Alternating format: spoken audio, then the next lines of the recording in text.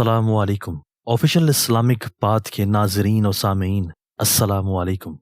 अबू सईद खुदरी रज़ियल्लाहु ताला अन्हु बयान करते हैं, रसूलुल्लाह सल्लल्लाहु अलैहि व आलिहि वसल्लम ने फरमाया, बनी इसराइल में एक शख्स था जो 99 इंसान कत्ल कर चुका था।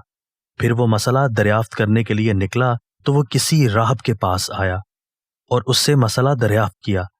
तो उसे कहा, क्या इसके लिए तौबा की कोई गुंजाइश है? उसने कहा, नहीं। उसने उसको भी कत्ल कर डाला और फिर मसला पूछने लगा तो किसी आदमी ने उसे बताया कि फलां फलां बस्ती चले जाओ। वो उस तरफ चल दिया, लेकिन उसे रास्ते ही में मौत आ गई। तो उसने उस वक्त अपना सीना आगे बस्ती की तरफ बढ़ाया।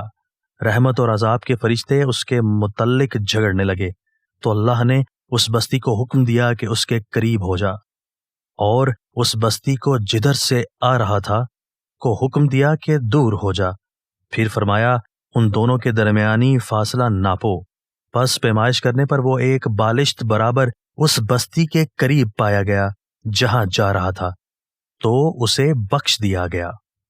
हजरत अबू हुरैरा रज़ियल्लाहु ताला अन्हु बयान करते हैं, रसूलुल्लाह सल्लल्लाहु अलैहि व आलिहि वसल्लम ने फरमाया, जब अल्लाह ने मखलूक को पैदा फरमाया तो उसने एक किताब लिखी जो उसके पास अर्श पर है कि मेरी रहमत मेरे गज़ब पर सबकत ले गई, और एक दूसरी रिवायत में है मेरे गज़ब पर गालिब आ गई।